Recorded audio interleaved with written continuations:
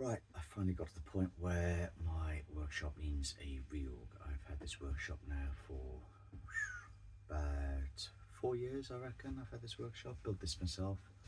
And as you can see, as I've been using it, it's got more and more cluttered. All the different projects I've been running, more and more cluttered, to the point where I'm having to move 10, 15 things to get at things that I want to use. So, for example, I've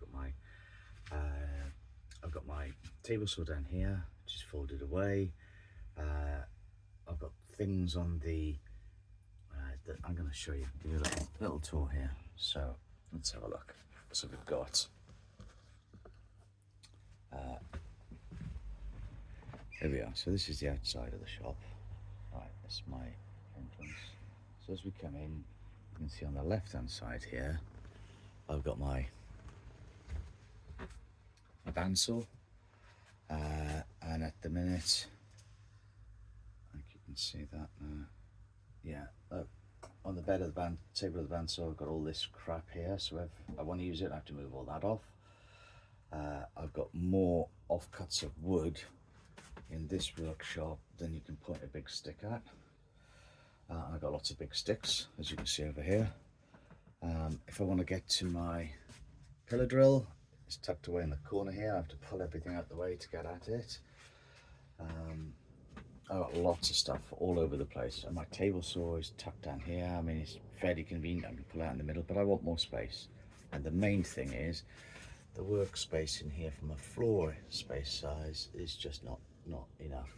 And it's mainly because I decided in my infinite wisdom that behind here I wanted to store all my kind of garden tools on the rack on the wall here. I never use these, hardly ever use them, so they can go down in the old paint shed down the other end of the garden, which will free up a lot of space. So my plan is I'm going to make more of these little beauties. So this was inspired by Badger Workshop, and I took the base that came with this. This is on casters, I can move it around. I'm going to make one for this amazing, love this pillar drill, tip top pillar drill, that, and my new Rutland's router table that's coming. And that router table is to replace, let me just show you, my Bodgy, which one of the first things I made when I came in here. Very little skill level here, and I made this, and underneath you can see it's just got the manual lift. There you go. So this manual lift thing, and the problem with this is, as soon as you start running something through the router on the top, this doesn't tend to hold very well, and you end up with this drops down a little bit into the, and you end up with uneven depth cuts in the wood that you're making. So you end up running it through multiple times, manually adjusting it, and it's really fiddly to adjust. So this router table that comes, it's actually got a router fitted in as well. So I'm really looking forward to seeing this, the Rutland's one.